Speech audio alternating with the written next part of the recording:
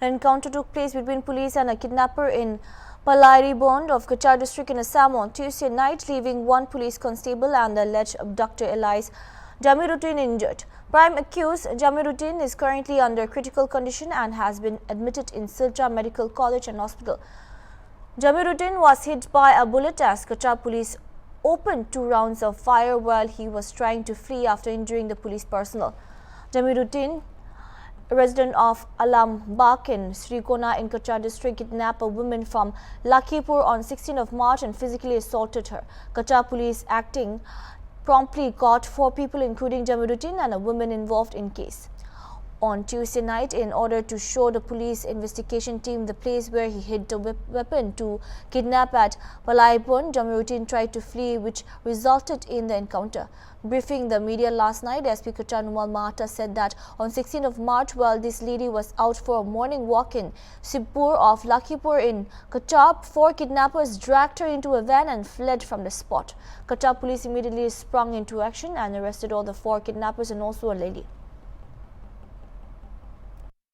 16 তাৰিখে এটা ঘটনা সংঘটিত হৈছিল লক্ষীপুৰৰ শিৱটিলা অঞ্চলত পুৱা ভ্ৰমণ কৰি থাকোঁতে দুগৰাকী মহিলা ভ্ৰমণ কৰি আছিল তাতে 4 জনকৈ দুৰ্বৃত্ত হৈ পুৱাই 5:30 বজাত উপস্থিত হৈ এগৰাকী মহিলাক অপহৰণ কৰি লৈ যায় আৰু লগে লগে আমি যেতিয়া পুলিচক গোটেই ঘটনাটো যেতিয়া তেওঁলোকে ৰিপৰ্ট কৰে বা আমাক জনায় লগে লগে আমি তদন্ত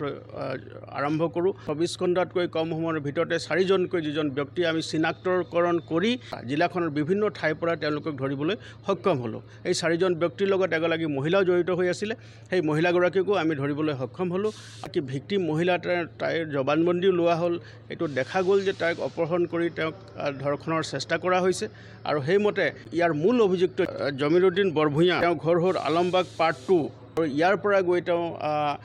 শিৱটিলা লক্ষীপুৰ অঞ্চলৰ পৰা সেই মহিলাগৰাকী অপহৰণ কৰিছিল তাক যি ভিকটিম গৰাকীয়ে ইতিমধ্যে চিনাক্তকৰণো কৰিছে গতিকে আমি তদন্ত কালত যেতিয়া জুৰ আমি ইন্টাৰোগেশ্যন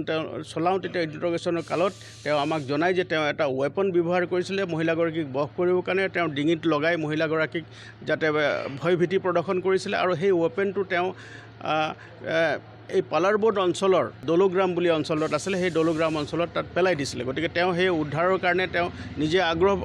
পুলিচক আগ্ৰহ কৰে আৰু পুলিচৰ টিম আৰক্ষীৰ টিম যেতিয়া তালৈ যায় সেই টিমটো যাওঁতে তেতিয়া সেই পৰিত্যক্ত স্থানত তেওঁ তাক সুবিধা বুজি কৰ্তব্যৰত যিজন আমাৰ আৰক্ষী কনষ্টেবল আছিল সন্তোষ পেগু তেওঁ তীব্ৰভাৱে আঘাত হানে বুকুত তেওঁক আঘাত হানে মুখত আঘাত হানে আৰু তেওঁ পলাই যাবলৈ চেষ্টা কৰে আৰু সেই সময়ত আমাৰ পুলিচ যিটো দল তাত উপস্থিত আছিল তেওঁক